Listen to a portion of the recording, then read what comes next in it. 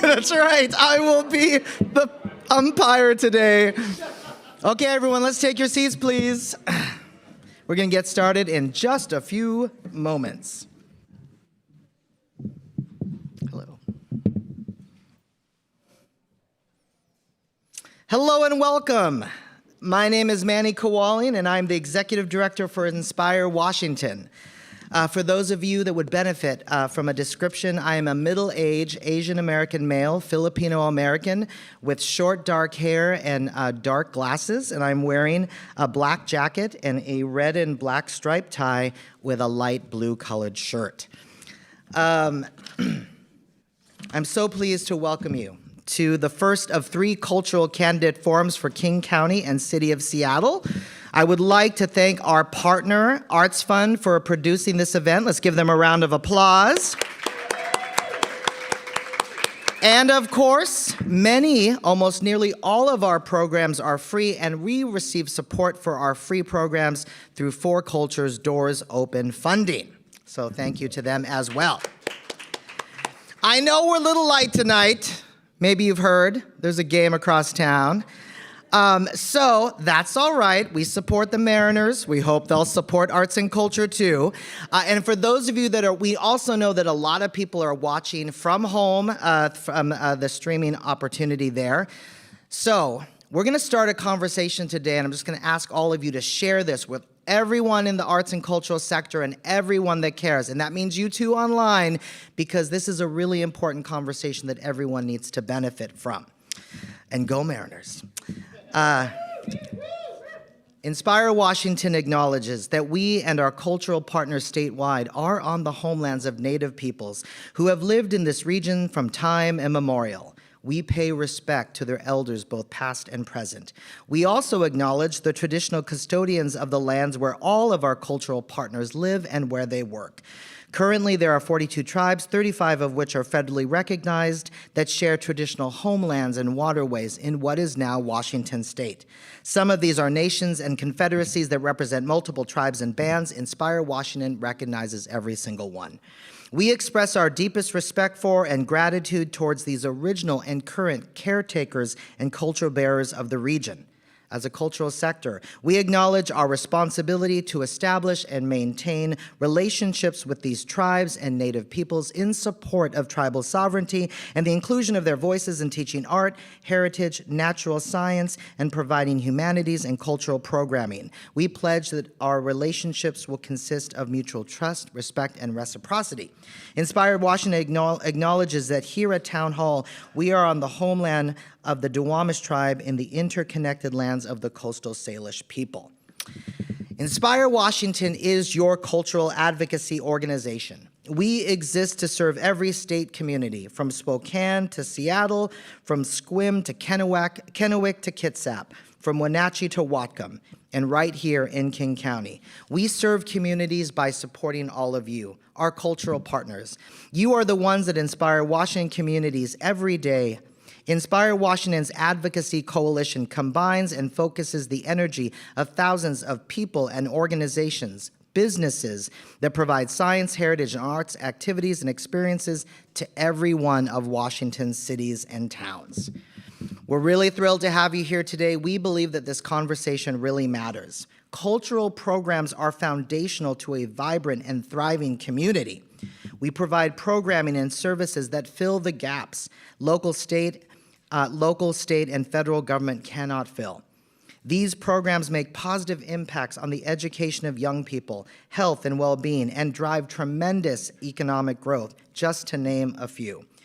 We are not nice to have. We are necessary to all of our King County communities. We also promote civic pride and spur community cohesion.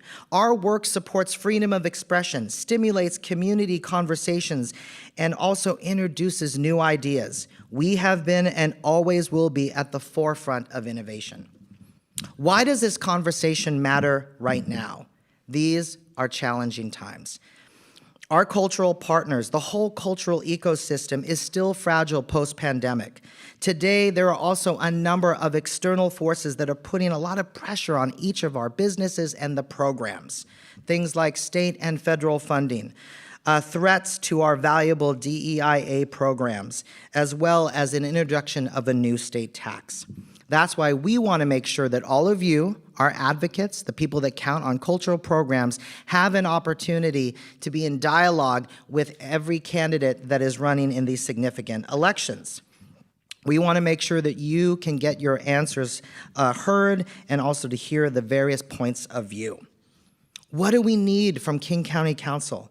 We want to make sure that we have a good partner that will stand up for us against federal pressure, that will also help us as we face threats to funding and enforcement of presidential priorities, that will help us mitigate the impact of sound transit expansion. And of course, one day in 2030, will lead the charge to renew Doors Open as King County's cultural access program. These are a few of the things that we imagine, but of course, our teams have come up with really great questions, and we look forward to hearing the questions and the conversations they would like to have with the candidates. But before we get started, we want to set the tone. We're going to start with some inspiration from tonight's performer, Jessie Selleck. A little bit about Jessie. She's a frequent performer at Center Stage Theater and Federal Way.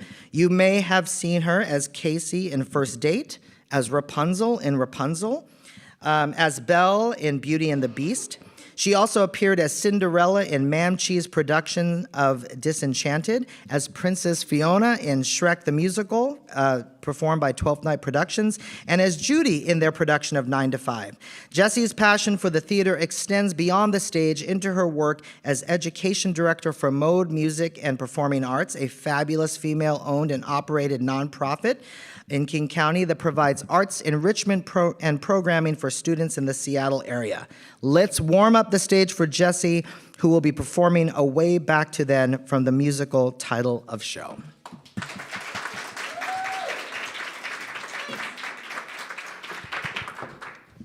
Hello, hello. Hi, folks. Thanks for having me. So I actually first want to say I am no longer working for Mode Music and Performing Arts, but that's okay because I got my own business now. I see, the impact of arts every day, still in Seattle Public Schools. I am the owner and creative director for Emerald City Drama Club, and thank you, thanks. It's a lot of work. It's a lot of work, but it's so rewarding. And I, again, just see every day how important it is in young people's lives. And I see the changes that it makes in them, the positive changes. I mean, even just, after a 10-week class, some kids will be totally different by the end of it. We need more of it. We can't lose it. Thank you. Bye. I'm going to sing a song now.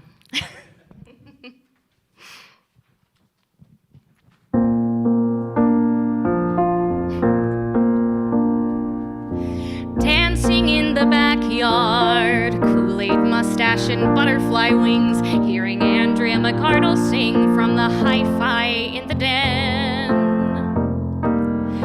I waited my whole life to find a way back to then.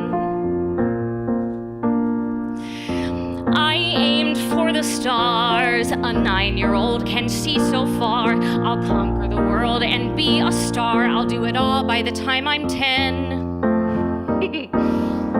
I would know that confidence if I knew a way back to then. So I bailed on my hometown and became a college theater dork. I was eastbound and down, moving to New York.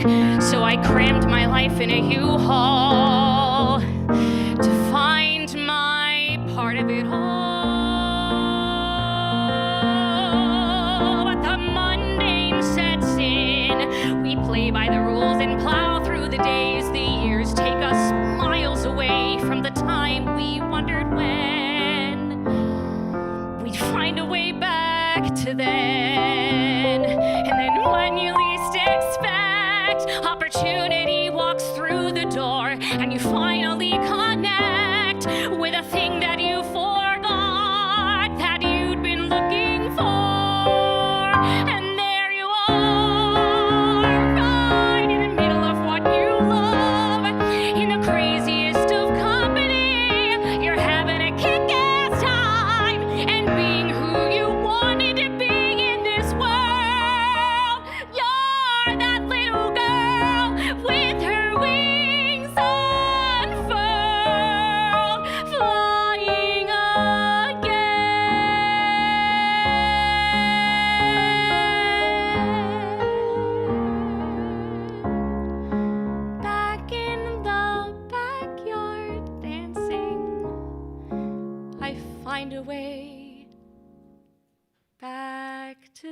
Thank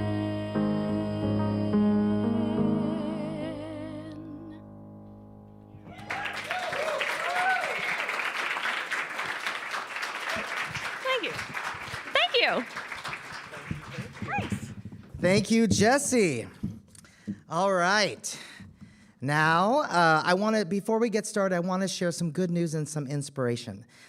In Washington State, our very first cultural access program was authorized by the city of Tacoma in 2018. Of course, there's a 7-year shelf life for a cultural access program, and tonight, just an hour ago, the city of Tacoma renewed their program with unanimous support.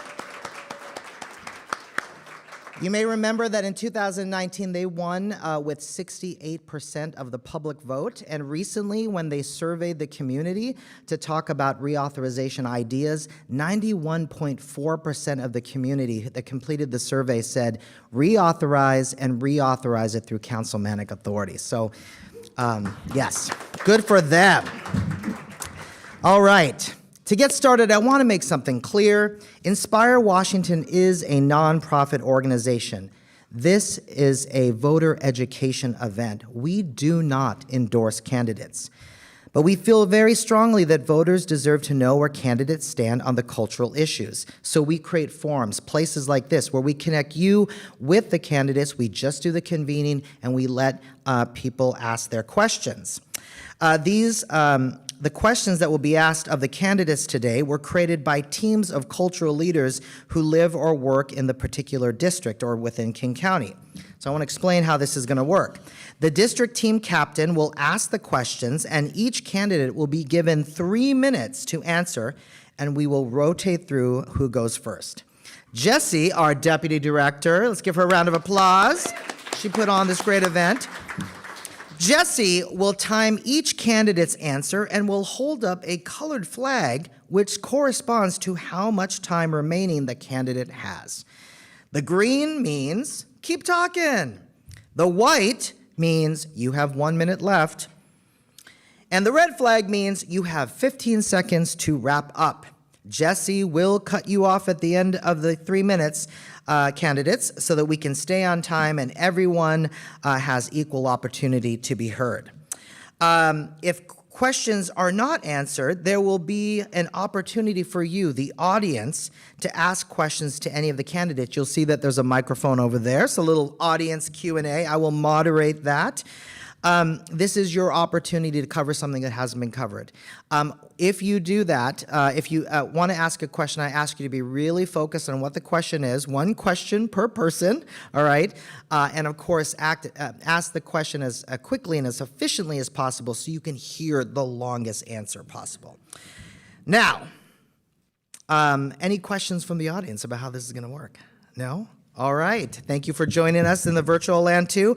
Now, I would like to welcome the candidates to the stage. Let's start with the King County executive race. Let's give a round of applause to Claudia Balducci and Gurmai Zahilai.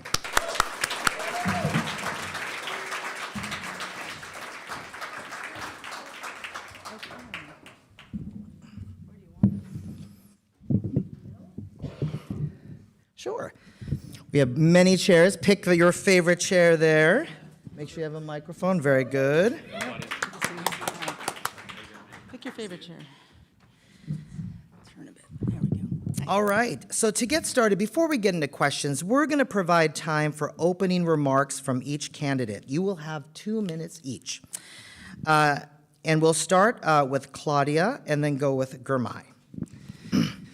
All right. I have been a fan and champion of the arts as long as I can remember. I grew up in a family that took me to see theater, and I was a shy, if you can imagine, shy and very, very insecure young girl and woman. But in elementary school, I tried out for a big play, and I beat out the star of Shaw Avenue Elementary, Melanie Barone. You have never heard of Melanie Barone. She became a doctor. She's very successful. But in 5th grade, she was tiny, petite, blonde, and had the most crystal soprano voice imaginable. But I beat her out because of superior preparation and superior stage presence. And I got to play Anna in The King and I. In 6th grade, apparently I did a very good job at this. They decided not to do another play. They instead did a review, and they asked me to reprise some of the songs. So I was typecast by the age of 12, and I dropped out of theater entirely. But I tell this story because this is the only forum where I get to tell this story.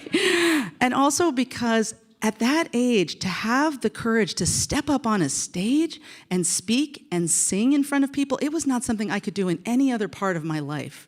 And it planted a seed that helped me for the rest of my life. And then I became a parent, and now I had a kid. My husband and I have a kid with some really challenging developmental delays. Theater helped that kid grow into being able to speak and present and just have the same confidence. And so over the generations in my family, I have seen the power of the arts really up close. And I can't wait to talk about Doors Open and all the things that we have done at King County to promote the arts so every kid gets this kind of experience. Thank you. No, do I have to sing? I could sing. Good evening, everybody. First of all, thank you so much to Inspire Washington for all the amazing work you've done around the state to promote our arts and culture community, and also for hosting this event and making sure that voters know about this really important race. I want to thank all of you for being here. My name is Girmay Zahalai. I'm the chair of the King County Council, and I'm running for executive because I believe that this region can be a place of safety and opportunity for everyone. And I believe that because I know what this region was for me. It opened so many doors for us. When we came here as refugees when I was just 3 years old, King County gave us affordable housing, good public schools, good jobs, community gathering spaces so that we could continue celebrating our traditional Ethiopian culture with our food and connecting with our community. It really gave us a sense of belonging in this new place. And more importantly, we were able to live next to a lot of other people of a lot of other cultures. It was less like a melting pot and more like the fruit salad that we all love. And for a long time, 98118, where I was raised, was the most diverse zip code in America, and that's what raised me. But I'm running for county executive today because that story of opportunity and diversity is not available to a lot of people anymore. Those doors are closing. And so if we work together, I believe that we can continue making those critical investments in a lot of critical areas, including our arts and culture sector, to make sure that people continue to have the stable, healthy life that they know is possible in this region right here. There is so much at stake right now, and I look forward to discussing the issues with all of you and being a really good partner to our arts and culture community. Thank you both. Manny, could we ask if Jesse could move over this way a little bit? It would just be so much easier for us to see your flags. Thank you. Now, I'd like to welcome our district captain to the stage, Andy Jensen. I'm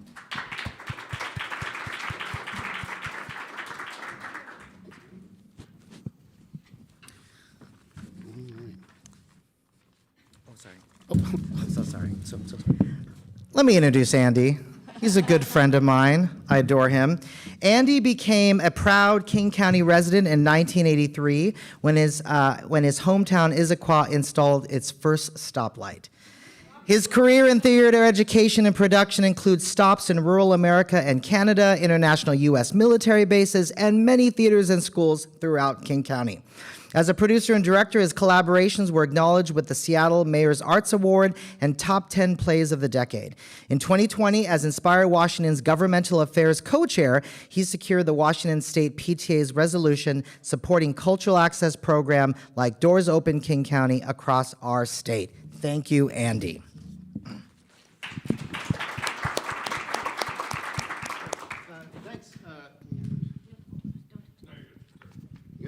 All right, thanks everyone for being here. Thank you, Claudia. Thank you, Girmay. So the questions were created by a team of people in King County, some independent cultural workers, and representatives of organizations from districts 2 and 6, and also districts 4, 5, and 7, and 1 from 3. All right, so we're going to do a quick lightning round. All right, 4 lightning round questions. yes or no, or 10 words or less. Okay. So we'll go Gurmai first, and then Claudia. Will you support and advocate for the King County Council to pass Doors Open in 2030 through councilmanic authority? Yes. Absolutely, yes. That's right. Everyone follows Tacoma. Correct answer. Always. Claudia, and then Gurmai. What was the most recent cultural event you attended in person that was not a campaign event? Oh, my goodness. Oh, we went to Suffs. We went to Suffs at the Fifth Avenue, yeah. Thanks. Gurmai. Wanawari Walk the Block. Beautiful event. Fantastic. All right, next, Gurmai, then Claudia. What was the most recent cultural event you missed because you're running for King County Executive? Man. If you have one. It's like you're mocking us. We're missing all the cultural events. All of them. Your turn. We got to think of something. What did I miss? I get invited to a lot of stuff that I can't make, so maybe Susie can track something down. And that's 10 words. There was a band from the 80s that played in West Seattle that I wanted And to that's 10 words. I can't remember their name. Claudia, then Gurmai. Besides funding or money, what do you hear from King County's cultural workers most that will make them easier to be working cultural actors and working cultural practitioners in King County? Housing affordability, being able to live someplace, yeah. I have to give the same answer. That is the issue across the board that's impacting everyone. Great, thank you very much. All right, so now here are 3 questions that, again, were comprised by cultural workers throughout King County. First, during the Doors Open legislation process, you both supported direct operational costs to cultural organizations. Now, currently, many of the King County funds available for capital projects are reimbursement-based, requiring additional loans and fundraising on top of additional programming costs or existing programming costs. As King County Executive, how would you make more direct funding available for capital projects, and how would you fund those ideas from King County's budget if Doors Open programs are not sufficient? Oh, wow, there's a lot of questions in that question. I would say, first of all, the way that we provide, the way the funding flows, I have pushed for and will continue to push for making sure that we are the first in funding. That's something that government can do and make it easier for people to launch new programs, facilities, et cetera. So first in funding is really important, and we can do that. So we should do more of that. We should, as we update our program, as we follow in Tacoma's footsteps, we should be thinking about ways to do that.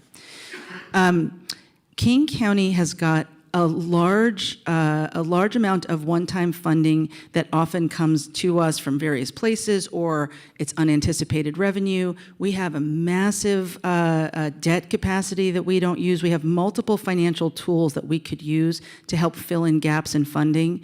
And I will say, one of the things, it's funny, I think that this is what they were debating in Tacoma tonight. I expect when we get around to talking about the next round of Doors Open and arts funding at King County, we're going to hear that we've pulled back too far on capital, that some of the big capital programs require the county to be in for $5 million, $10 million, and we have a cap of $2 million. And I don't think that's going to do it for a lot of the organizations that need our support. So to find a way to not pull from programming, to continue to robustly serve all of the programming while still putting more ample funding into capital, I think will be a challenge. We have tools. It's also a difficult time. A lot of the programs that we do, healthcare, housing, transportation, public safety, they're all struggling with funding. So it's not like we're swimming in money, but we do have the ability to be much more helpful if we are thoughtful and if we are opportunistic. Thanks. Gurmai.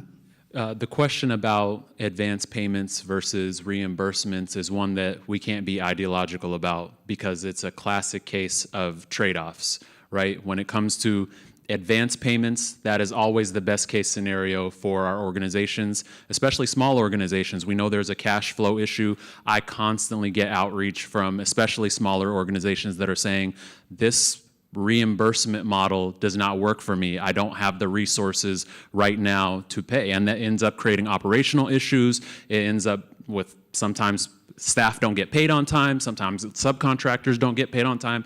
That's a huge problem. And so advance payments are good when we can make them happen. On the other hand, we know that the reimbursement model is the best practice at the state level as well. We're seeing this issue with accountability in our DCHS department right now. DCHS has a hybrid payment model where they were doing advance payments for some organizations, but the ability to oversee those advance payments and track expenditures, you just reduce accountability in that way. And so I don't think we should have a blanket answer to this question. I think our standard should probably be reimbursement, but change it when it's needed and when it's not producing the outcomes that we want to see. And so in cases of emergencies, push money out faster, doing risk-based assessment to make sure that we can push money out thoughtfully to protect taxpayer dollars is really important. Continuing to have strong financial and internal controls so that people are getting paid in advance, but we have the financial controls in place to make sure that money is being used the way it should be used. Great, thank you. All right, next question. This will be for Councilmember Zahalai, then Councilmember Balducci. During Doors Open passage in 2023, a South King County elected official said, "For every free ticket to an event in Seattle, it might as well be on the moon." That ticket is not a good enough incentive for my constituents to pay more taxes for the arts. Therefore, with Doors Open funding, some Doors Open funding earmarked for communities of opportunity outside Seattle, in those communities, what is happening now, and what do you need to see in your inaugural term as King County Executive to know that Doors Open is working in those communities? That's a really great question, and I begin by saying that we have to be able to walk and chew gum at the same time, meaning that we have to support our small organizations, we have to support our organizations outside of Seattle, especially for equity reasons, making sure that South County areas have those resources because they do pay tax dollars and they want to see that return on investment. At the same time, we can't say that our large organizations in city limits don't deserve our support. We know that our state relies heavily on the arts and culture sector. Some people in this room might not be shocked to find out that our GDP relies more heavily on arts and culture sector than any other state in the country. I know we're known for the tech community, we're known for the environment, but really our economy really relies on arts and culture. I think close to 10% of our GDP. And so making sure that people understand that our thriving big organizations are tied to the fate of the entire broader region is critical, and making sure that our South County organizations are seeing that return on investment. We have to do both. Thanks. I'd love to take this opportunity to just say how incredibly gratifying it is to have Doors Open. I was on the first study trip to Denver, and I'm afraid to say how long ago it was. It was almost 20 years ago when a group of people went to look at their cultural arts district. And I wasn't there to look at the cultural arts district. I was there to look at the light rail, but I got to see the cultural arts district and then come back with all this energy, and then the years it took to get the legislation passed, and then the years it took to get the legislation changed, and the vote that we put out that didn't quite make it, and then to finally adopt it in 2023. It has been honestly one of the proudest achievements of my lifetime to do this with all of the leaders that fought for this funding. And now we've got to make the best of it. That council member, you quoted one of the lines that I think was kind of the smaller issue. The larger issue that council member was talking about was there's so many communities all around King County that want to have a cultural hub. They want to have a theater and activities around that theater and bring people into Auburn, into Highline, into South Seattle, into Bellevue, where I'm from, that don't have that cultural hub yet. And this funding is big enough that it's able to start to spark those new local spaces that will bring people from Seattle to your town, so that there's back and forth. And that's going to be, I think, a real litmus test for how well we've done. If we're starting to see those cultural hubs take root all around King County. One of the greatest things since Doors Open has kicked off has been talking to places like Lake Forest Park, the Commons up there, and they say things like, this is a group that a nonprofit runs a public space inside a building where there's a bookstore and all kinds of places to eat, and they do programming. People come and make art, or they have music presentations. They do all kinds of programming for free for the public, and it is a place to build community. And what they said to me was, I said, how did it go? I'm a little nervous, how did it go? We applied for 3 times what we ever got before, and we got 3 times what we asked for. They got $30,000, and they were over the moon. They were going to be able to expand their programming so much with $30,000. These kinds of investments that sound so small in the scheme of what King County does can be so transformative, and that's what I'm going to be looking for as we start to approach the reauthorization. Are we moving the communities forward to where they want to be, to have the kind of community-based arts and culture sector that everybody dreams of? Great, thank you. All right, third and final. We're used to 60-second answers, and so we're Claudia and I are talking way longer than we're used to. Hey, all right. Well, now it's really third and final. All right. So first, Councilmember Balducci, then Zahalai. How will you incorporate the cultural sector and its workers to address and improve King County's other pressing issues, including public safety, transportation, and housing? Well, cultural workers are in such an interesting space when it comes to all these things. They are both people who can be part of the solution because they're part of sort of their public service in that way, but also part of the community that we serve and are trying to provide services to. So one of the answers I thought of but didn't say to the last question was, how do we help the people who, a theater ticket isn't going to get me to Seattle? Like, well, build the damn light rail, right? Like, finish the light rail, and then people can take their ticket and get to Seattle or wherever. So I think that we serve cultural audiences and workers by providing transportation, by providing housing affordability. By the way, one of my biggest initiatives as a county council member and former mayor of Bellevue has been to really drive affordable housing. We've been creating, through a program at Sound Transit that I helped to start working with Frank Chop, our great representative, creating affordable homes right near light rail. So imagine, like, King County, Sound Transit builds a station. They've got a big flat area already pre-graded because we were putting construction equipment on it. We don't need it anymore. We sell it and it becomes affordable housing, and now people can live right next to the light rail. Affordable housing for cultural workers right near light rail, what a great idea. Cultural sectors that have specific housing, like we see in not far from the King County Courthouse, where you've got sort of the art space there. These are things we can do to help make cultural workers' lives easier. I thoroughly believe and would love to have more conversations like this, where I'm not doing so much of the talking, where other people are telling us what they need, what King County can do for you, and sort of take that as advice and guidance for what we do with our other funding. Because you don't just have to have arts funding to fund people in the arts. You can use economic development, we can use housing, we can use human services. All types of things that we do can help lift the cultural sector because people are eligible for that kind of support and service that doesn't have to be specifically arts funding. I have 3 broad goals when it comes to Doors Open personally. Stabilize the sector, make sure that this sector that is so important to our economy, the organizations within it are stabilized, especially in this era of massive federal defunding. Number 2, promote access. I think art has intrinsic value, and so the more people that get to participate in art, the better, especially in communities like South King County, like you were talking about. And number 3 is the one that I really harp on, and it goes to your question, which is using arts and culture to solve broader societal problems. I introduced 2 amendments to the Doors Open program, and both of them are on this topic.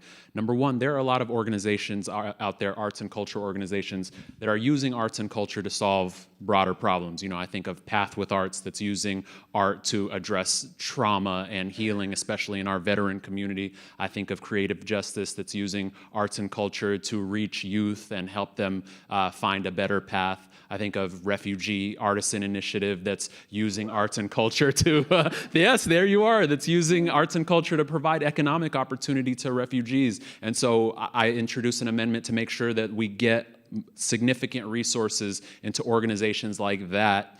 The second amendment that I introduced is using arts and culture as an economic revitalization tool. And this goes to your point as well. I want us to use arts, culture, the creative economy as a driving force for bringing people back into our commercial core. And that means creating a collective strategy across several different arts organizations so that they can collectively do things like events and better lighting and better music, attract people so we can have more foot traffic, which increases public safety, has people spending money. And if there's more connectivity across those assets, if you go to one arts organization, there is a connection to the next one. And when I was living in New York, you go to brunch in the morning, and then you can go to the next event, and then the next event, keep the dollars circulating within our commercial centers.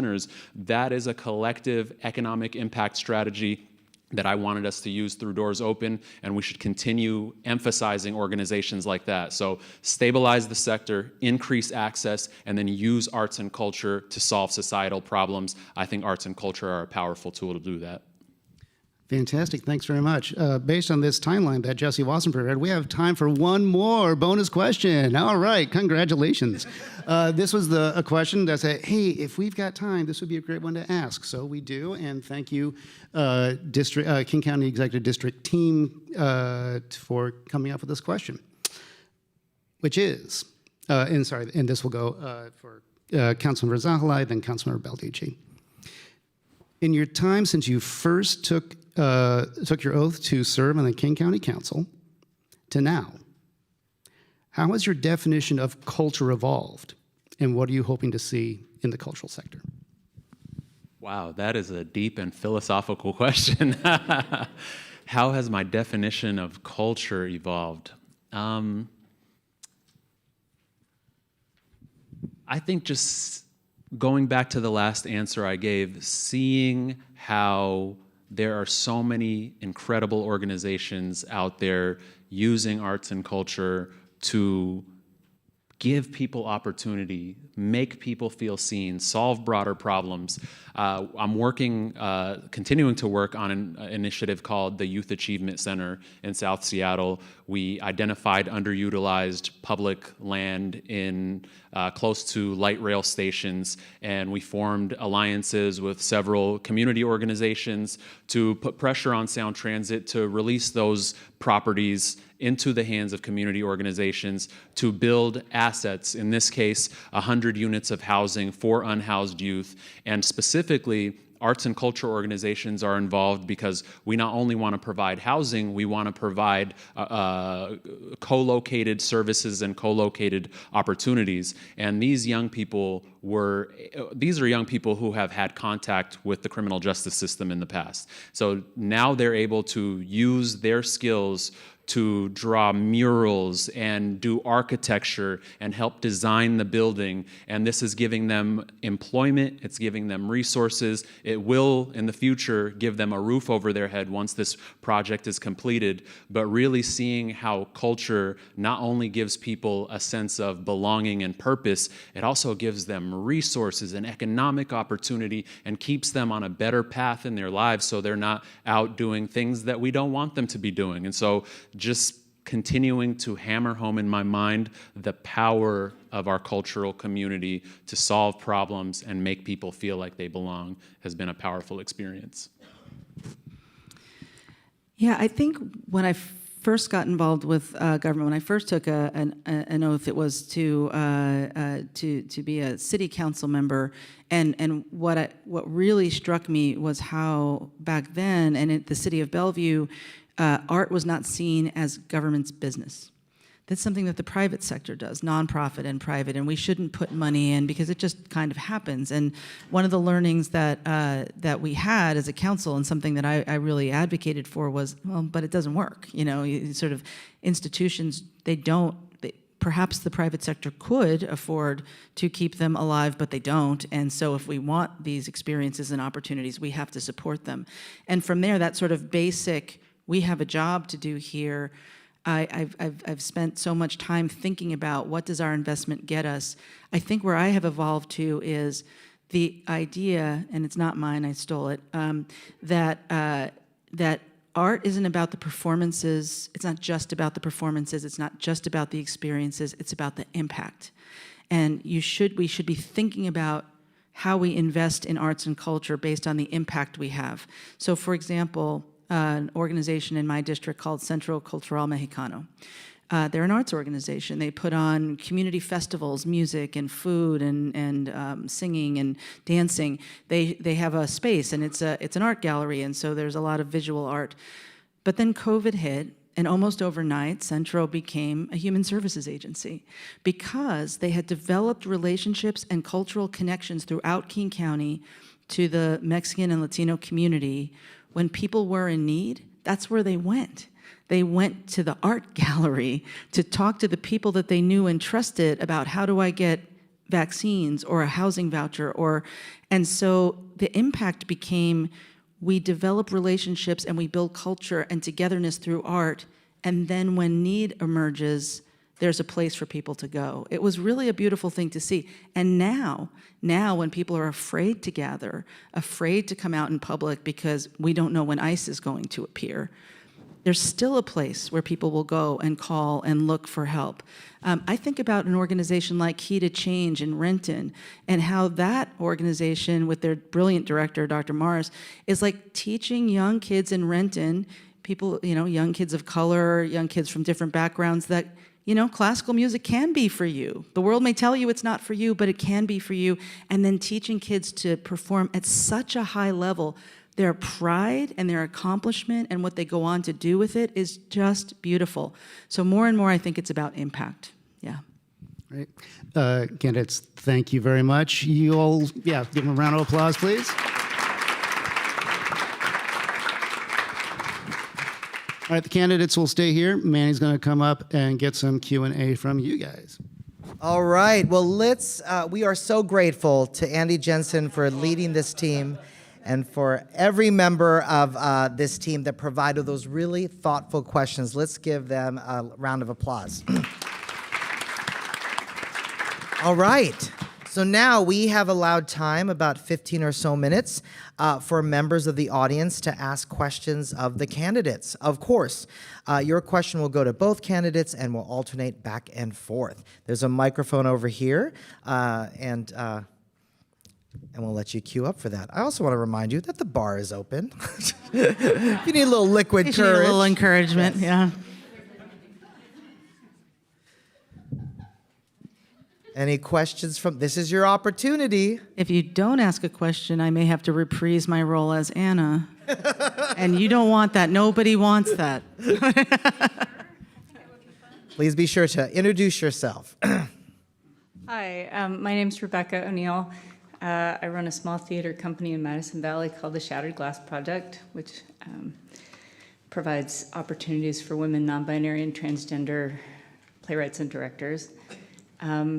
My question is sparked by your conversation about building housing on public land that has been used for construction projects and then sold. I would love to hear more about your thoughts around providing performance venues as part of those privately built, affordable housing. I know that there have been things like 12th Avenue Arts where that has actually been accomplished.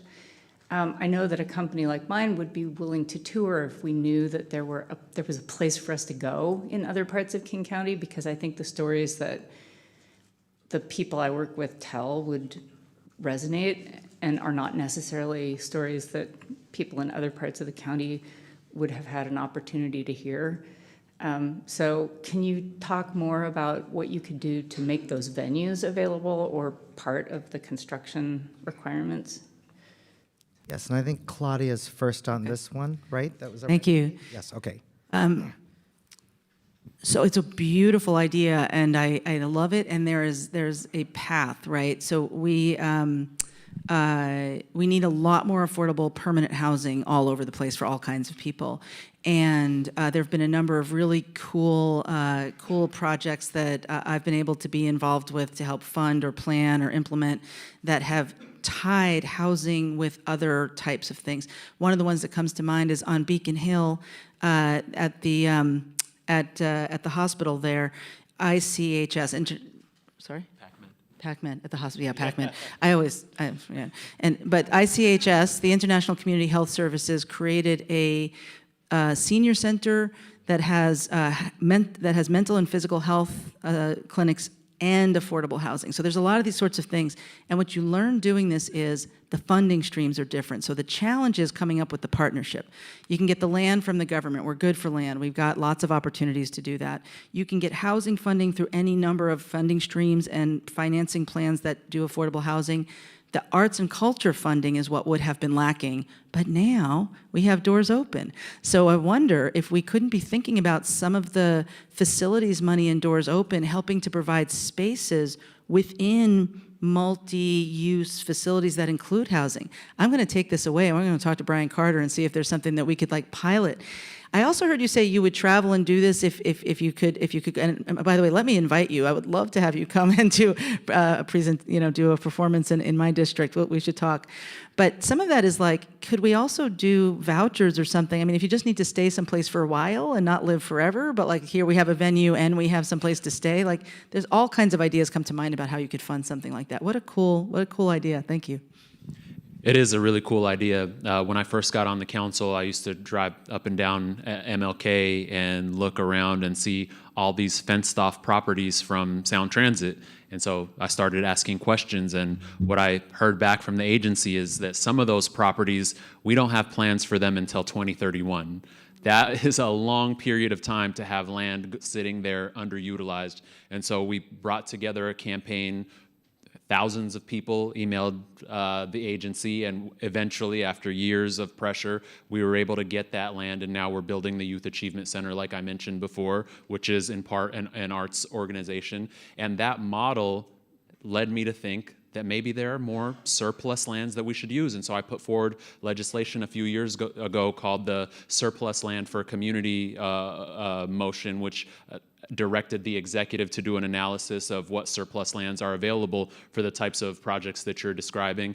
It only came back with 1 or 2 properties. It was not what I was hoping for. And so a next step that I would call for is not just looking at surplus land, but looking at underutilized land. Where are the properties that the county owns that are underutilized? I'm thinking of spaces there's a big space in front of our jail right now that we're thinking about doing a tiny house village in front of. But there are a lot of spaces like that I think that we need to create a land bank and partner with lots of other municipalities, county, city, state, identify where underutilized properties are and activate them, because that activation is a key strategy, not only for building more housing or temporary housing, but also just getting energy and vibrancy and bringing people back into these areas. The Downtown Seattle Association, for example, last year told us that there are, I think, 500 empty storefronts in downtown Seattle. The strategy of activating spaces is critical for public safety,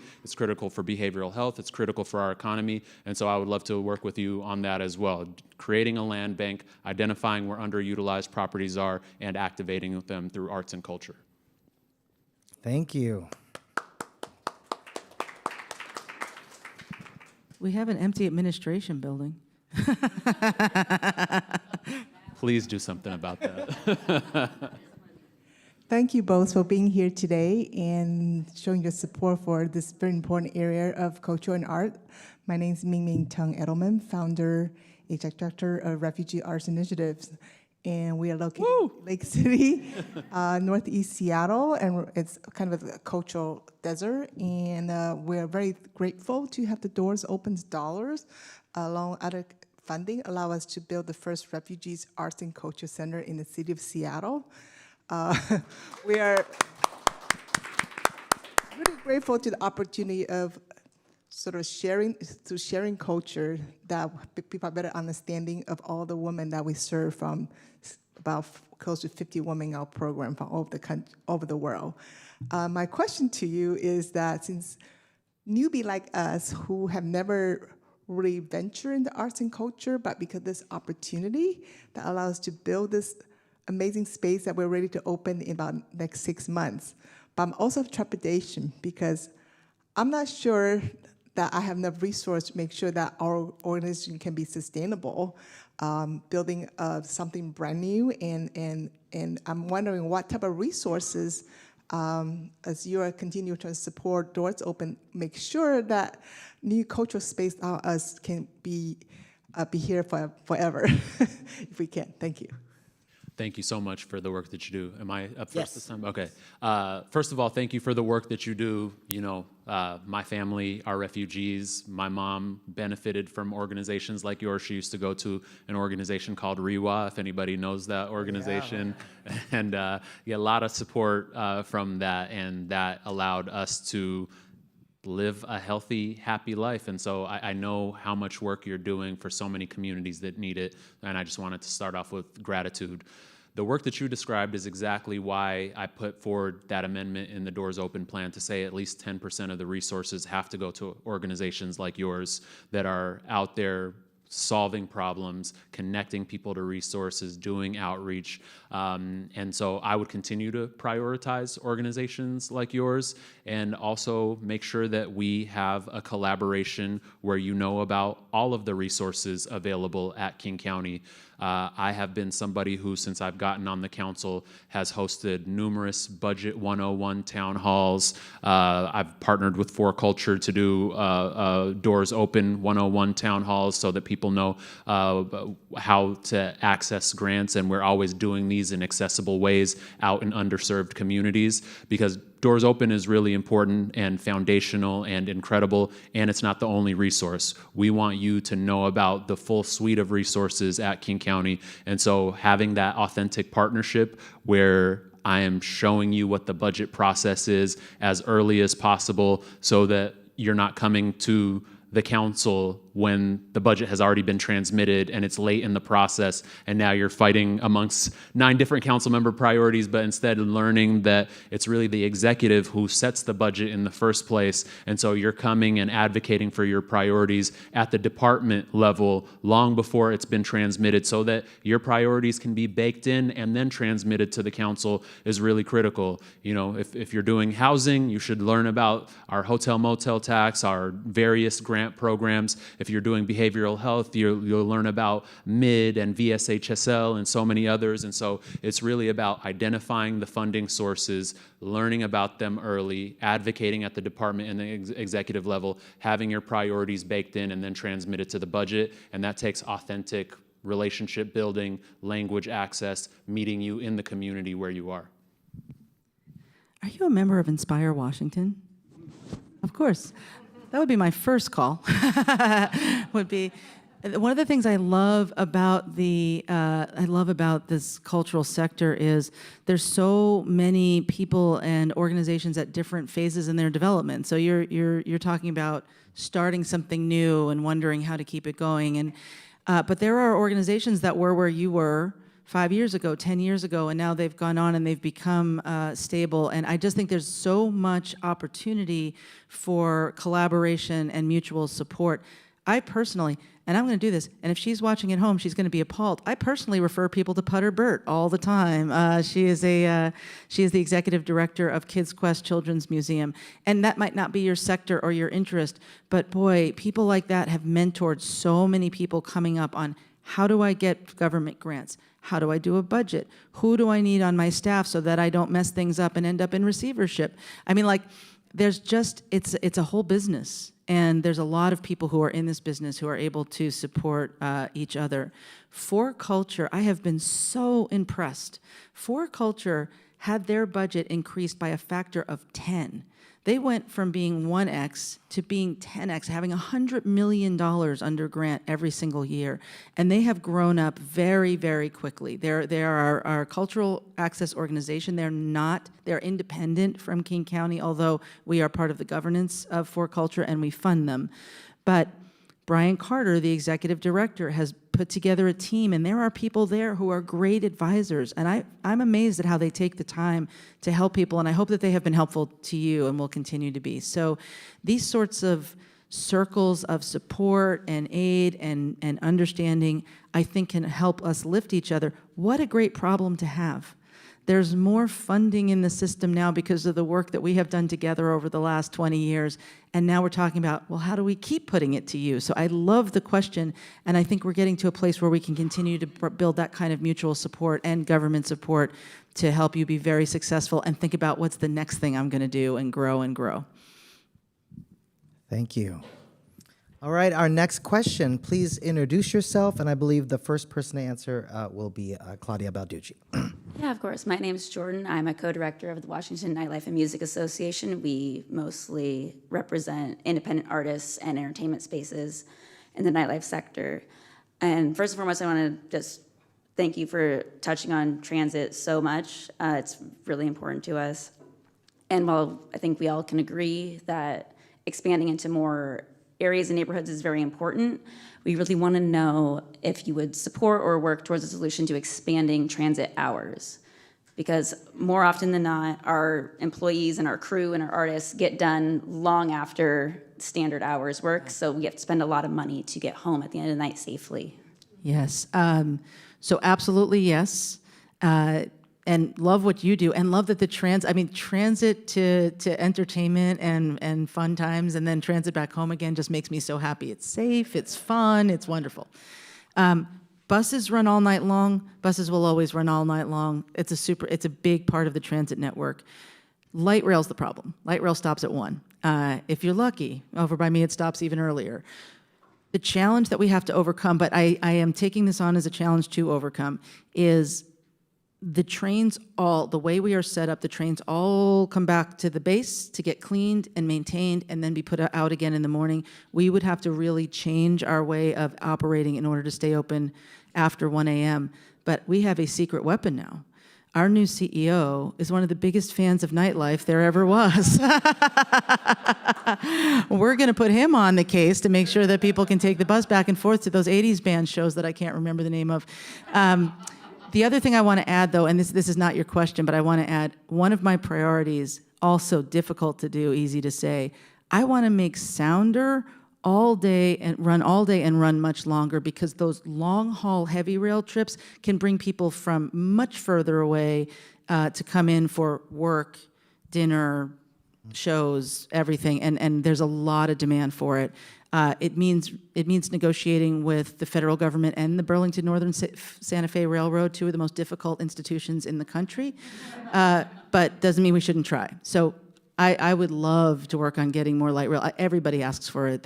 Ending at 1 o'clock, it's a real challenge. It's challenging for third shift workers. It's challenging for some of our employees. Yeah, all those folks, the bus drivers themselves get off of work, want to go home, right? So yeah, thanks very much. I want to thank you for your question, too, because in asking that question, you're advocating for people like my mom. When I was growing up, minimum wage worker, and she had to work evening shift through graveyard shift every single day, 2 p.m. to 7 a.m. every day. And for a long time, she didn't have a car because she's working minimum wage and she can't afford it.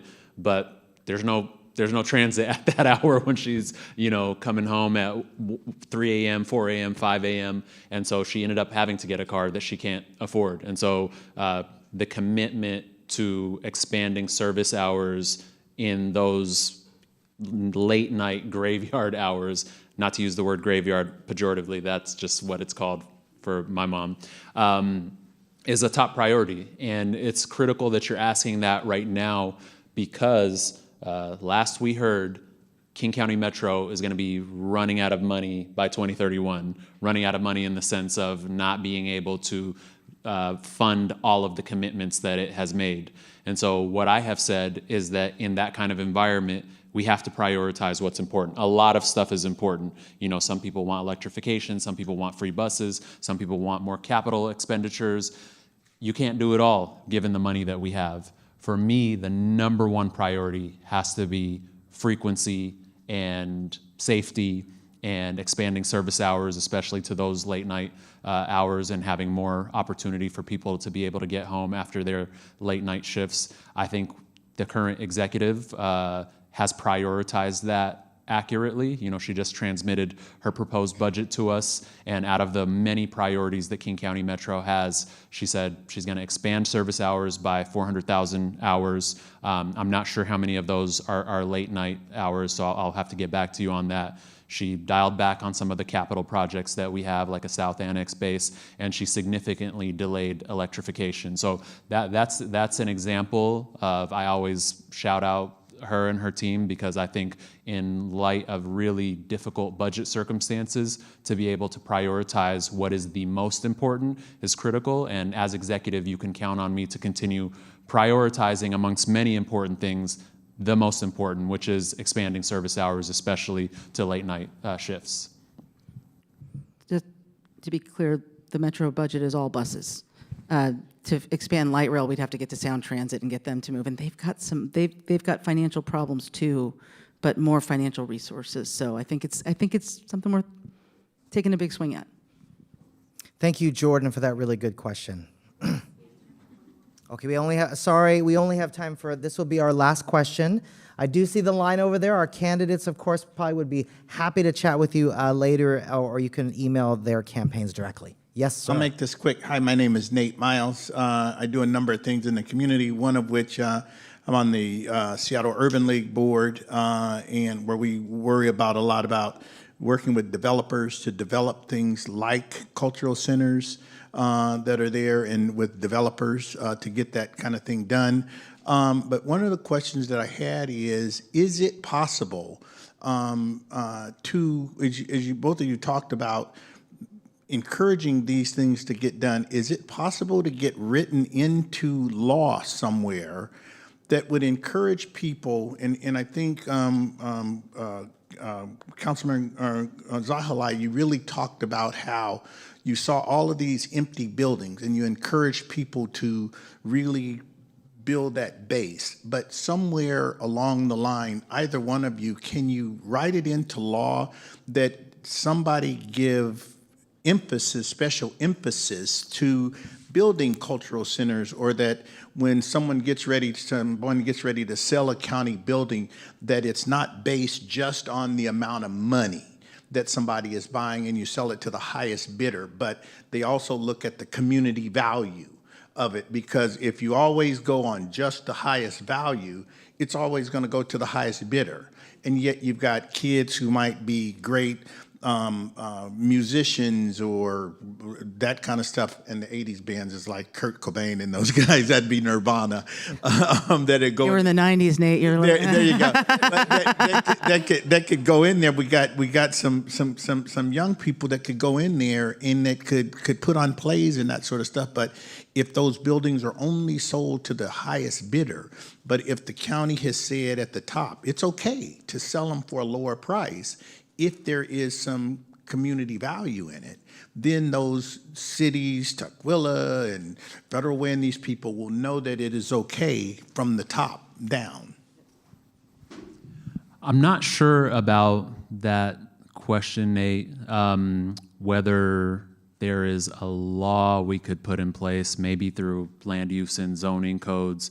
It makes me think about things that we can do through contracts. You know, I think about provisions like prevailing wage and things like that. Is there a way that you can bake it into a contract that, you know, you have to use certain subcontractors in the execution of a development? You know, can you use a property in between its development when it's just an empty site? Once you have site control, can you require that it's going to be activated in some way through arts and culture? That sounds like a good idea to me. Can you make sure that as part of the subcontracts that you're handing out, that our communities are benefiting from this development? You know, there are architectural firms involved, there are designers, there are so many people who are doing the various aspects of the development. Can you tie that to wealth creation in particular communities? I think the answer is yes. I don't know about whether there's a specific law we can put in place. Maybe my colleague knows, and I'm happy to support it if that's the case. Actually, we do this all the time, and there's myriad of different ways we can do this. And so, but we usually prioritize different things. We prioritize housing. So there are laws, state-level laws that say to people in government public properties, if you surplus your property, you must first consider it to be used for affordable housing, and you can discount it, give it away sell it for cheaper, or give it away for free if you use it for affordable housing. Local ordinances have done the same thing. We have an ordinance that we adopted at King County that says we will not surplus, that is to say, sell or give away King County property unless we first consider selling it to somebody who's going to build affordable housing. So we absolutely do. And then there's incentives like you can get a property tax break, this is in state law, if you build affordable housing. And there are incentives in zoning. You can build higher, you can build denser developer, and therefore make more money if you meet certain amenities. Sometimes that's affordability, sometimes it's wider sidewalks or other things. And in Bellevue, we actually tried to incentivize public art spaces, and this one very heroic developer by the name of John Sue. If you look at the skyline of Bellevue and you see a building that's not just a big rectangle, that's probably one of John Sue's. He makes the most interesting buildings. He agreed to try to put a black box theater on the ground level of one of his buildings based on an incentive in our land use code. It failed because the money wasn't there. And so this is where I think the ideas you're talking about, seeking state laws, seeking expansion of local ordinances that also incentivize these public kind of cultural spaces could be very powerful paired with investment. Just saying do it doesn't give the nonprofit arts organizations the money to do it. They might get the land, they might get the incentives, but they still need the construction and the operating dollars. So another thing that we could think about as we develop and evolve Doors Open, love it. Yeah, would be fun to do. Thanks, Nate. Thank you very much. This has been a wonderful conversation. Let's give our candidates, our council members, a round of applause. Of course, we encourage you to continue this conversation with them, reach out to them, explore their candidate websites, and also, of course, they have tables over there too with more information. Thank you very much, both of you. Thank you. Of course. All right, we are warmed up, everyone. Again, the bar is open, so if you'd like to grab a drink, we're going to keep going right now. Now, I invite, we're now going to move on to a District 5. So I would like to welcome to the stage our District 5 candidates, Stephanie Fain and Peter Kwan.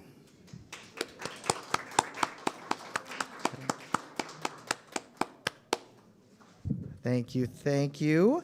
Maybe right now, it would be good to review the flags because we will give each of you 2 minutes to introduce yourselves. But it's been a while since we talked about the flags.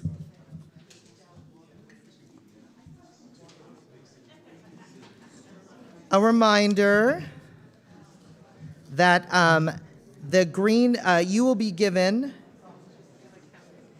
our Deputy Director, Jesse here, will time each candidate's answer and will hold up a colored flag which corresponds to how much time remaining the candidate has. The green flag means keep talking, the white flag means you have 1 minute left, and the red flag means you have 15 seconds to wrap up. We will cut you off when we run out of time. All right, everyone, I want to gather you all back. This is a very important race. We might take a little break for a drink. All right. So please, let's all bring our attention to the stage for this important race. All right, now, you will have 2 minutes to do an introduction, and it will. Let's have it start with Peter. Thank you. So, good evening, everyone. My name is Peter Kwan. I am currently a council member in the city of SeaTac, and I have been there for 10 years as a council member, running for King County District 5, which is South King County. I was born in South Korea and immigrated to the United States with my parents when I was 3 years old. We landed in New York City, and so I grew up in New York City. Lots of art, lots of museums, lots of culture and all of that. And ended up in Seattle to attend the University of Washington and Bellevue College, majoring in computer science and networking systems. So I'm a computer nerd, avoided politics most of my life. However, I was always involved in the community, volunteered with the Historical Society. I used to live in Lower Queen Anne, a little apartment, and volunteered with the Queen Anne Historical Society, volunteered with the Arts and Crafts Festival that they put on, and then saved up some money and ended up moving to SeaTac because it was affordable. Continued to be involved with the community and started a block watch, a lock and mailbox program, and a bunch of other stuff. And campaign season came around. My neighbors encouraged me to run, so I ran and I won. And the one transferable skill that computer nerds have is we are really good at solving problems. So I focused on solving community problems and have been doing very well. And so now this open seat came up at the county council level, and neighbors and other folks encouraged me to run for that. So here I am, glad to be here. Thanks. Thank you. Good evening, everyone. My name is Stephanie Fain. I'm also running for King County Council District 5. Thank you so much to Inspire Washington for hosting this event tonight. I'm a second-generation Korean American. Good news, whoever you get, there will be a Korean American on the King County Council. It's really exciting. I'm also a longtime resident in South King County, a PTSA volunteer, working mom. I've got 2 boys in public school. I'm a healthcare and employment attorney, and I coach youth basketball during the winter season. And I've really dedicated my life and my career to increasing equitable access to services and opportunities. So I served for 8 years on the Trillium Employment Services Board. They provide employment opportunities for individuals with intellectual and developmental disabilities. And then I've served for the last 11 years on the Harborview Medical Center Board. And I've served as president of the board for the last 5 years. So it's a $1.7 billion institution that provides services to the most vulnerable in our community. I'm also a breast cancer survivor, so equitable access to healthcare is really important to me. I'm running to bring services and programs and investments back to South King County for a really long time, as you've heard if you listen to the first segment. We often feel like we don't have the same access to the opportunities that are available up here in Seattle, where I grew up. So I've had the best of both worlds and really want to bring those resources back to South King County. So I'm really proud to have built a really broad coalition of folks, including Congressman Adam Smith, all 6 mayors in the district, and labor and business, and a whole host of folks who just want to see some stuff get done for us down in District 5. Thank you, Stephanie and Peter. Now, I'd like to welcome our next district captain, Rachel Perry. Rachel is an arts leader, an advocate, and a musician. She has served as executive director of Auburn Symphony Orchestra since 2018 and is leaving at the end of this year to pursue nonprofit consulting. She has participated in Arts, Heritage, and Science Advocacy Week in our state legislature since 2019 and was a regional co-captain in 2025. She lives in District 5 and loves all that South King County arts and culture organizations have to offer. Let's welcome Rachel to the stage.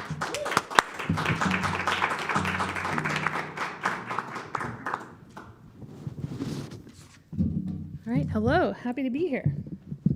Sorry, I wore my tall shoes today. Okay, we're gonna put that up. All right, happy to be here on behalf of District 5. Thanks for everybody who's joining us virtually and in the room. We're just gonna dive right in, and maybe we'll have enough time for our 5th question. Let's see. So what does culture mean to you, and how have you experienced culture in South King County recently? Let's see, and who are we starting with, Jesse? Okay. It's a great question. So what I love about South King County and all the opportunities down there is culture can really mean anything. So the Kent Historical Society had a Hops Festival recently where they really walked through the development of hops in the 1800s and really tried to encourage folks to learn about the area and the way that crops were grown. We also have amazing organizations you heard Claudia mention earlier, Key to Change. They provide viola and violin lessons for $25 for 13 weeks, and it's incredible. And they do this for young middle school and high school kids to learn about classical music and really have access to classical music. I always think about my kids. I am not art inclined, as they say. I played the flute growing up, but I only made it to high school and then decided that wasn't something that I was going to excel at. But my kids, I've got 2 boys, and they're incredible artists. They love, my kitchen table is full of papers that they've sketched or drawn. Legos, I consider art the way they do it. We started watching Lego Masters, and so it's really anything that encourages creativity and engagement in the community. And so I see so many opportunities for all of our many, many diverse groups in South King County to really develop and showcase their cultures. So the African Community Housing Development, I botched that, but they are putting together a gathering space, and they've applied for grant funding and received grant funding from Doors Open for Culture, and to really create a space for education and gathering and cultural development. And so it's really anything that encourages people to invest in and learn about and grow from.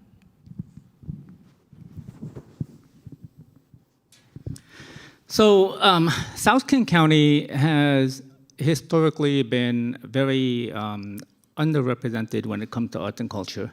I'm very aware of that. However, South King County is the most diverse district in all of King County. So a lot of the more recent developments that have occurred in South King County, the Highline Historical Museum actually opened up a brand new facility, and that was a very, very good win. We also have, there was an unutilized commercial space that is at the Sound Transit Light Rail Station at Angle Lake. This is the last stop. So if you go south, that's the last stop. And there was this commercial space that was not utilized. Sound Transit had basically sat on that. It sat empty for many years, and there was a local effort to try to get that activated. And this was in partnership with For Culture. This was during the time when I was a board member on For Culture. I served for 2 terms there. And the idea came about to let's activate this space and make this a public performing arts space. And so that did open a few years ago. And as of today, there is a local show that occurs every single night, 7 days a week. And so I hope if you have not had a chance to check it out, please check it out. In addition to that, there is, in SeaTac, there is a piece of property called the Robert Morris Earthworks Park, and that is owned by the county. It's one of the last remaining landscape artworks that used to be a gravel pit that was converted into a public artwork space. I worked with the city of SeaTac and For Culture about, I think this was 3 or 4 years ago, to have that artwork designated as a historical landmark. And so it's on the National Registry of Historic Places, so it will now be preserved in perpetuity. And I have actually met people who come to South King County specifically to see that artwork and experience it in person. So there are a lot of opportunities. I think there could be more, and I'm dedicated to making sure that District 5 is well represented when it comes to additional arts and culture. Thanks. Thank you. All right, we're going to keep talking about For Culture and Doors Open tonight because it's just so important. We have to keep talking about it. So For Culture, of course, is a county cultural funding agency, and in 2023, the Doors Open legislation was passed, resulting in $100 million of grant funding annually to our sector. And in the legislation, 25% of the funds are dedicated to communities of opportunity, like District 5, lots of areas outside of Seattle.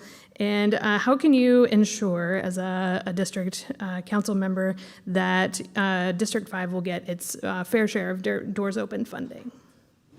I believe we're starting with Peter on this one. Thank you.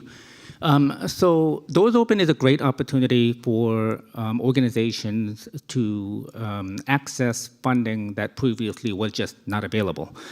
I think it's a good idea that a percentage is allocated to organizations outside of Seattle, because we know, Seattle typically ends up getting a lot or most of the funding, the grant funding. If you look at the population, though, the city of Seattle has about, 750,000, give or take, population. King County as a whole has over 2.2 million. And so if you look at the allocation in that perspective, it really should be the other way around in my mind. I think the 75% should be going to areas outside of Seattle to provide better opportunities for underrepresented communities. The challenge, however, is that outside of Seattle, there are very few organizations that are capable or that are large enough or that have the capacity to seek those funding and see a project to completion. And so I think one of the focuses that we should have, and For Culture is doing this now, is to help smaller, newer organizations access the funding and access, more importantly, resources and the know-how to get a plan, figure out how to proceed, and create an organization that is sustainable into the future. And so I think the knowledge, the assistance, and the training is the key opportunity that we need to promote. And I hope in the future we see a lot more of the funding actually be allocated outside of Seattle. Thanks. So it's a really great question, and it's really critical. So I'm very happy to hear that 27% of the funding went outside of Seattle, and I would love to see that number grow even more. District 5, I think, got 4.6%, so around $3 million.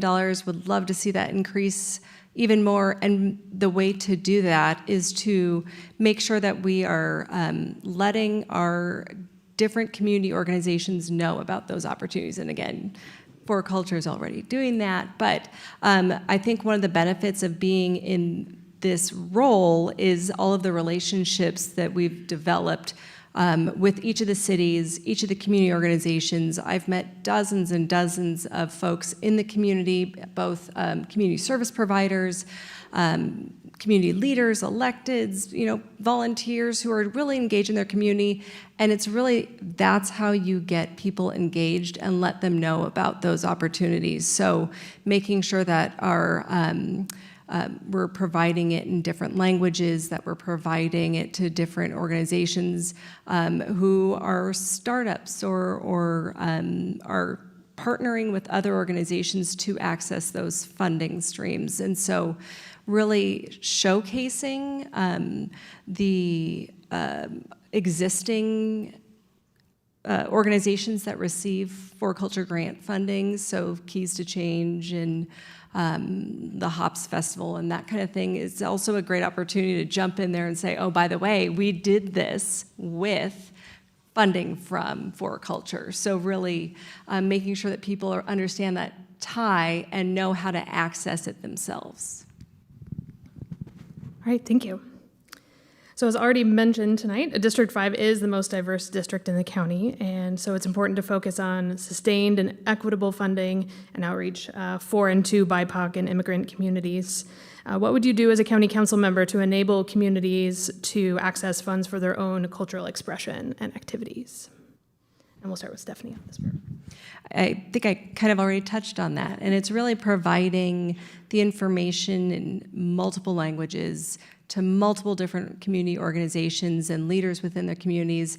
I mean, you really find that there are definitely communities with kind of the leadership structure in each of these cities and this is across the board because I feel like I've walked every single step of D5.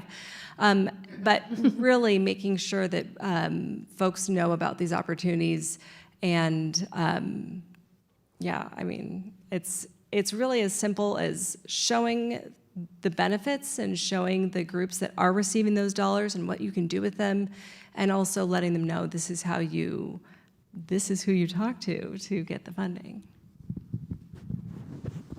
Thank you.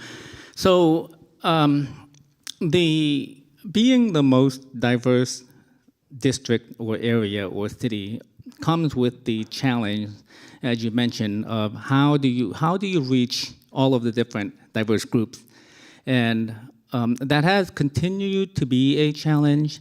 I will say that over the last 10 years, while I've been on the CTAC Council, what I've done is I've made an effort to go to the community gathering spaces, the temples, the mosques, the churches, or the farmers markets, or the local restaurants, wherever, neighborhood backyard barbecues and whatnot, and just actually meet the constituents directly and let them know that, I can be a resource if you have any questions. Even if I don't know the answer, I can find out where to get the answer or direct you and connect you with the right people.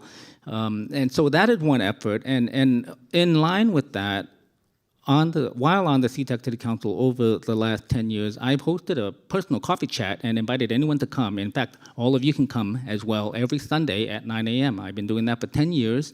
A lot of folks, constituents, would randomly walk in and we would talk about things that are not even related to politics. I've helped people find jobs. I've helped people find housing. I've helped, long-lost friends connect. Which was very rewarding as well. So I think beyond just being an elected official, I think most or all elected officials should make the effort to go into the communities and provide that outreach, because a lot of times some folks don't understand that they can just come into City Hall or a council meeting or whatnot. And so we have to provide that connection by putting our hand out first, making sure that everybody knows that we are available. As far as language access, that is something that the city of SeaTac has actually translated the website into the most popular languages, the most common languages in the city. It's an ongoing project to include additional languages as well. That does help.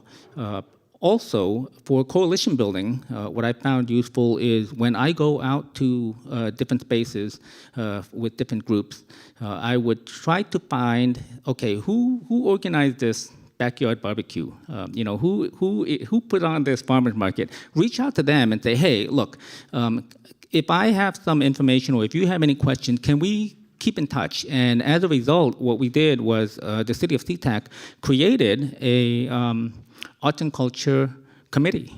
This did not exist when I was first elected. So I proposed we should create an Arts and Culture Committee, get some of the community leaders together so that we can all discuss different ideas, bounce them around. And so from that committee, there were a lot of great ideas that came out. Thanks. Thank you. All right, all of my fun facts have already been talked about tonight, but we're going to say them again because they're really important. Washington State's creative economy is almost 10% of the state's GDP, which is the highest in the nation. And that economy includes the performing arts, visual arts, museums, even the culinary arts, heritage, film, and so on. What would you do to help boost the creative economy businesses of all sizes in District 5? Can you repeat the first half of that? Oh, Washington State's creative economy is 10% of the state's GDP, which is the highest in the nation. Sorry, I didn't catch that. That's okay. Washington State's creative economy is almost 10% of the state's GDP, which is the highest rate in the nation for arts creative economy. Okay, so there needs to be more resources, more funding available, and I would, the state created the, I think this was last year or the year before, the Washington State had a tourism department. They recently reactivated that, and I think it was 2 years ago, and they've been kind of like trying to get off the ground because they're lacking funding at this time. I think that we need to promote that. We need to make sure that the tourism and so tourism drives art funding. Because for culture, a lot of the majority of the funding comes from lodging tax, right? And so the more tourists visit the King County area, the more lodging tax is collected, the more funding there is for arts and culture. And so it's a circle. And so at the end of the day, we need to make sure that our area is promoted as much as possible. Thanks. So one of the things I really like about Doors Open is the addition of that fifth culture, the science and technology, and really integrating that into our youth development, into their workforce, and really building out that next workforce stream. So encouraging career development and the ability to use science and technology in all aspects of life, with computers or crops or whatever the case may be. And also, I think this was also talked about earlier, which was the transit, really making sure that transit access is fully built out so that we can reach all of the different cultural programs, and then our cultural, the folks that work in arts and culture can get to work and get to other opportunities. So those are, in my view, kind of some great ways to build out economic development, is really continuing to encourage careers in this space and use those grant fundings to allow youth to develop that. Do we still have time for the fifth question? Okay, great. So let's see here. In District 5, development pressures are threatening historic sites, including sites as large as the Des Moines Masonic Home and as small as the Pet Cemetery in unincorporated King County on Military Road. And sites such as these create a unique sense of place and belonging, but definitions of what makes a place historic or meaningful have historically been narrow. So what would you do to support an expanded definition of historic places and preserve these historic jewels of District 5? I can start. Man, have I heard about the Masonic Temple on the doors. At one point, I had to say, I didn't make that decision. It's just, and what it actually comes down to is the community really wants to keep it, and there is a huge desire to do it. But the money, it's extraordinarily expensive. That building is huge. And I would love to keep my brother-in-law and sister-in-law got married there. And we know so many people who've had special family moments there. So I think that's one thing that people feel so tied to these historic buildings and these spaces, is that they've seen family events there, they've driven by it for years and years and years, and the idea of it going away is really scary. So I think that there is a way to expand the definition, but more importantly, once you do that, who pays for it? We have to figure out funding streams for these things, and the city of Des Moines cannot afford it. There's a number of factors that go into that, but the city of Des Moines has always been challenged, largely because there's not a huge amount of retail there. They recently passed a warehouse tax. They're passing a public safety tax to really kind of help support and sustain themselves. But the other challenge is there's a lot of folks that don't really want to develop in other areas. So the Marina District would be a great opportunity to put in some mixed-use development, drive some revenue, some commercial development, and drive some revenue to the city. but then you get pushback from the same people who want to keep the Masonic temple. They also don't want to do anything to develop the city. So you can't have it both ways. You really have to agree that investing in your city and developing it and really growing opportunities to bring funding in is how you can save something like the Masonic Temple. So those are conversations that I know the City Council is exploring and that we'll continue to have.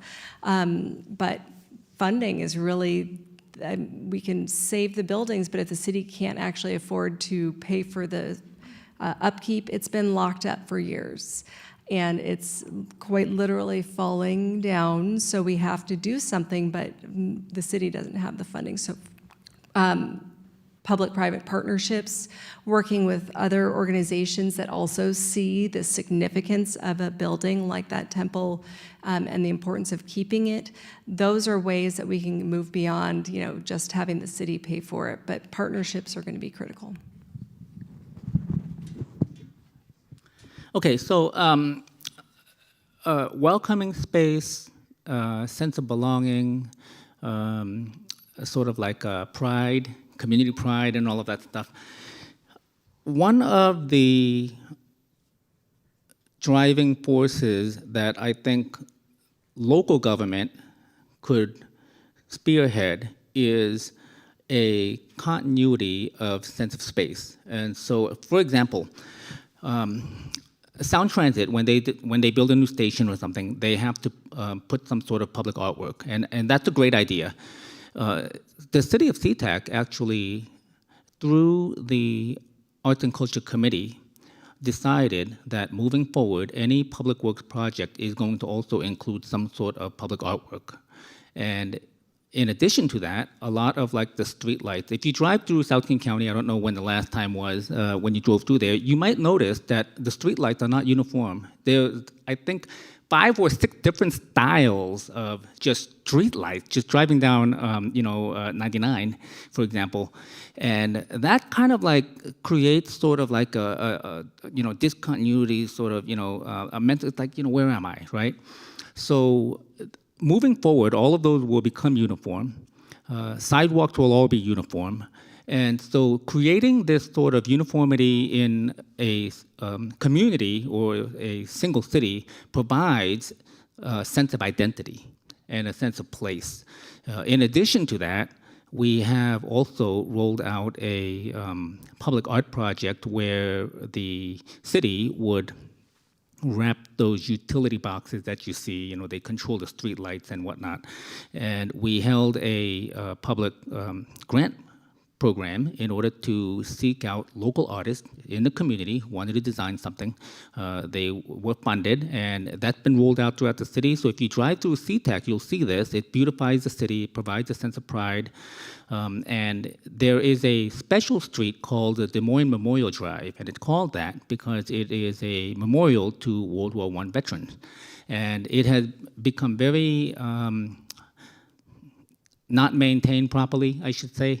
And that has been beautified, it has been restored at least 1 block by 200th by the Angle Lake Light Rail Station. And so I do believe that local government can intentionally drive a sense of belonging, a sense of place, and a sense of pride in the community through public art. Thanks. Thank you very much. Let's give a round of applause to our District 5 candidates.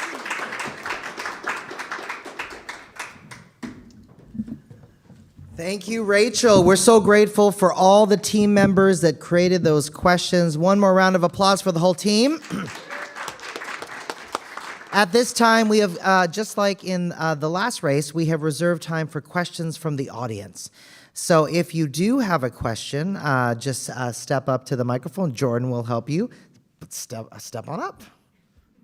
Yeah. Please share your name. And the first person to answer this question, would be Stephanie. Yes. Hi, my name is Julie Seitz, and I actually was going to read the last question, but since the last question is already read, I'm going to expand. So I am the president of the nonprofit Community and Friends of Seattle-Tacoma Pet Cemetery. And we formed a nonprofit this year. We were a grassroots coalition. The historic Seattle Tacoma Pet Cemetery sits on Kent's West Hill, right off of Kent Des Moines Road. We have some beautiful community art murals that face Military Road that was funded by 4 different grants.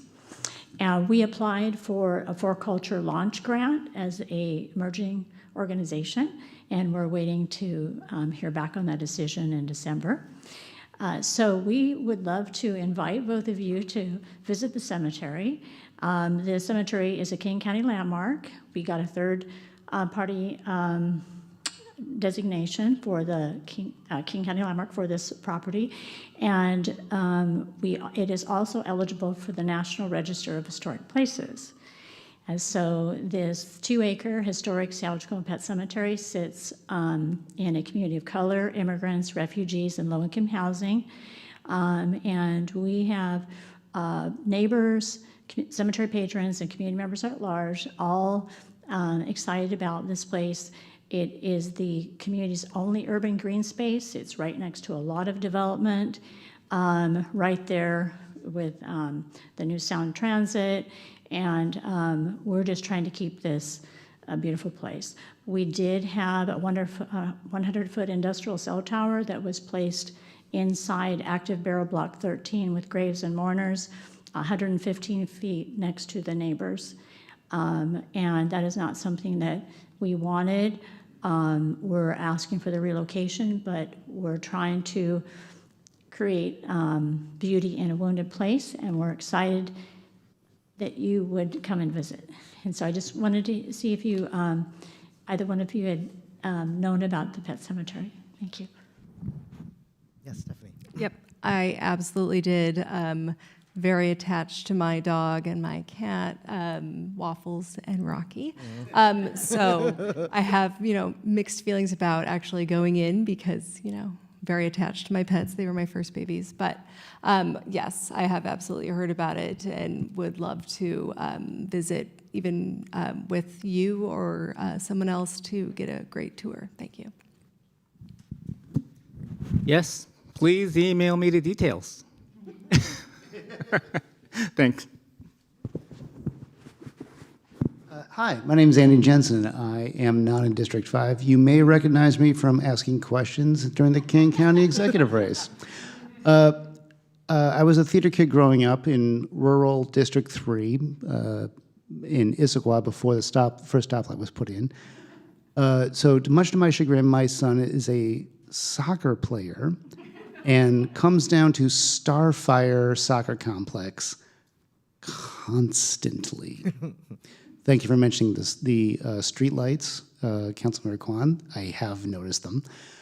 What I do notice is that there are a number of youth coming through who will never play maybe even high school soccer coming through that complex. So what are you seeing with that space, working with Starfire as a King County Council member for District 5, to have doors open, come to Starfire, and use some of that space to expose those parents and those families to the cultural sector? Thanks. I love that idea. I have also spent a number of hours at Starfire. Would also rather not. But it is a huge space, and it is extremely busy all day, every day, particularly on weekends when you have to pay to get and park your car, and there may or may not be a space. Would love to develop alternative programming there. They do provide some of that already. They do camps for kids during the summer that is not just soccer, so you can send your 2 kids, one who might play soccer and one who probably shouldn't. And so they do already do some arts and that kind of thing, but would love to see more of that developed. There's a lot of spaces that they utilize for birthday parties and outdoor, indoor spaces that would be great for multi-use. And it would also be great for parents who have to go spend a lot of time there, and you might have both your kids and one of them's going to be really unhappy. So would love to see some options. Yeah. I think that's a great idea, and I will say that soccer, World Cup is coming next year, right? And everyone is just hyped up about that. So, but prior to that, I mean, even in years past, there has always been a shortage of soccer fields for kids. It just doesn't seem to be enough space available, and so I know Starfire provides a great service.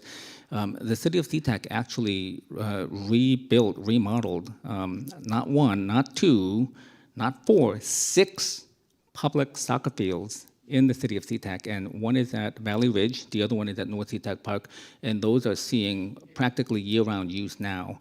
And so I know that the demand is there for that. I also know that beyond that, it's actually a multi-use field, so they can be used for other activities as well. So I am all in favor of activating underutilized spaces and making sure that they're being used to the full potential. Thanks. Any other questions from the audience? If not, I have one question I'd just love to ask that I hear from a lot of our cultural partners. Doors Open has been a significant investment.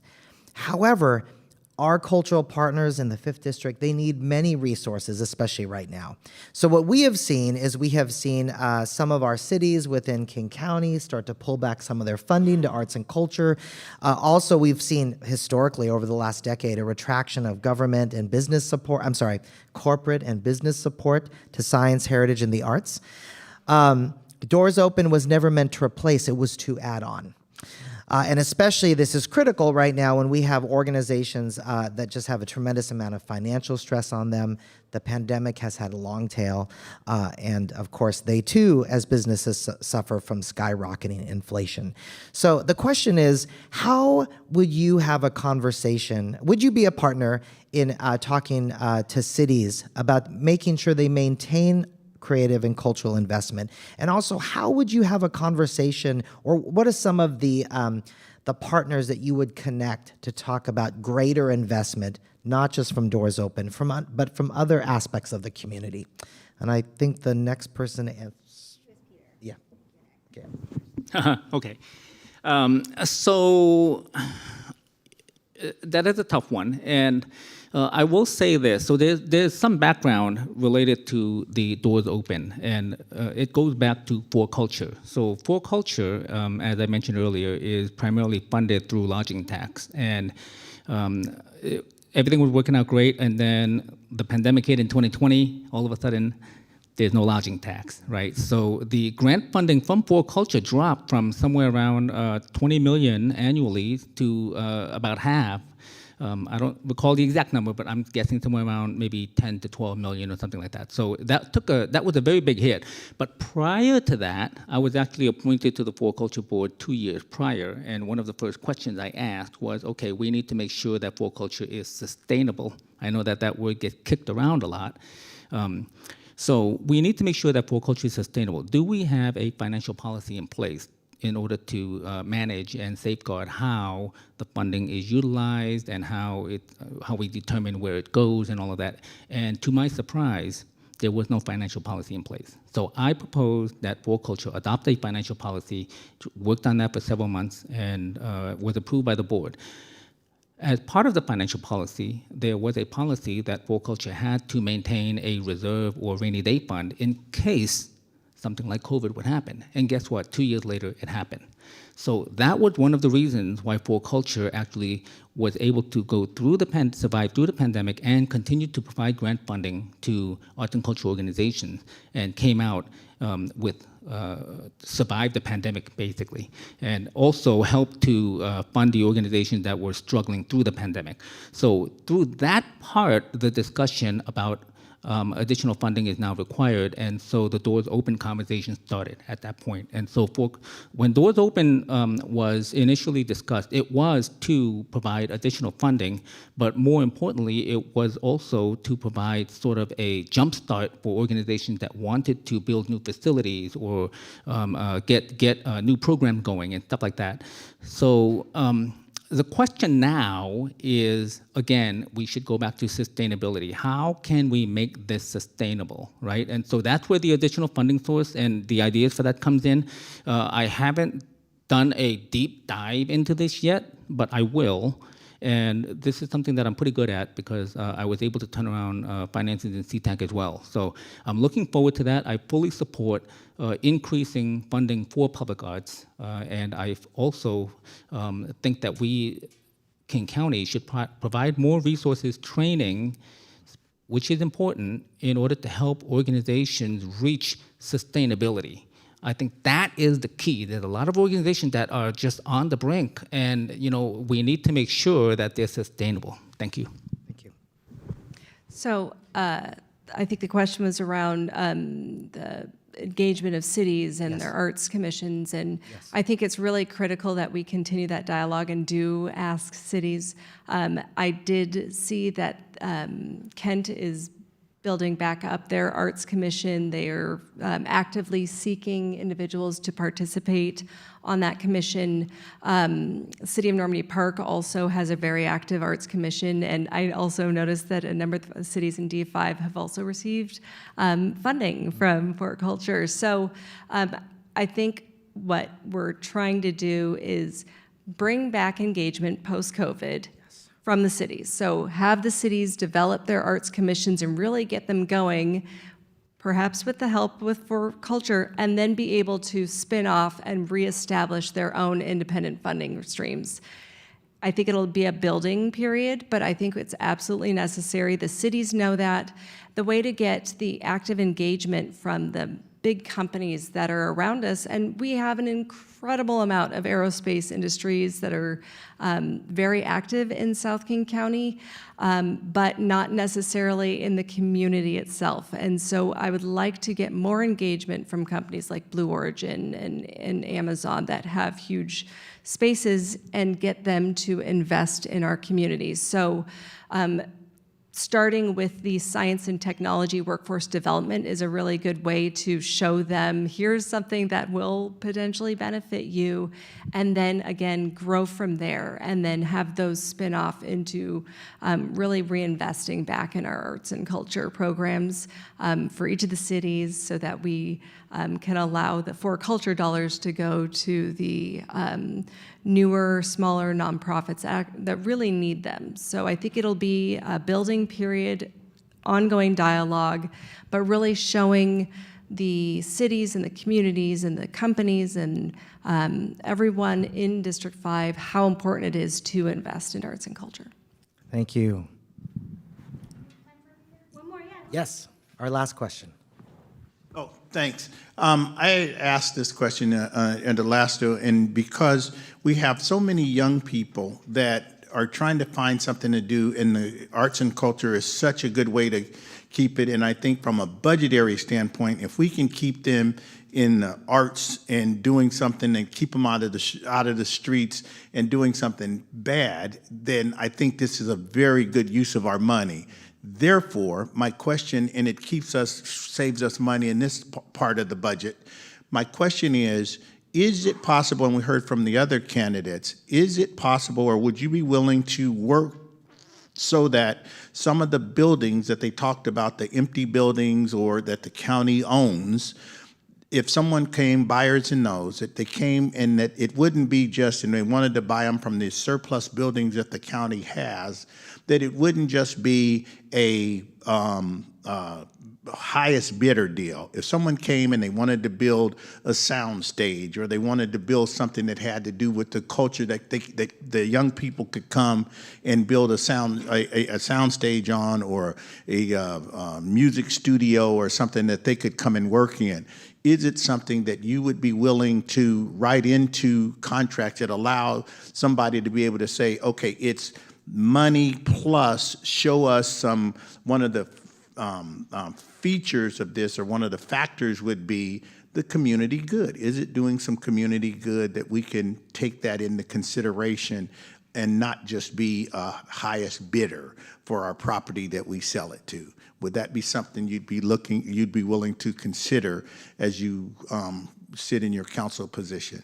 100%. It not only benefits the community and the youth and keeps them engaged in something that brings their creative juices and keeps them from doing other things that we don't want them to, but it's also good for the area in which the building sits, and it uses the building.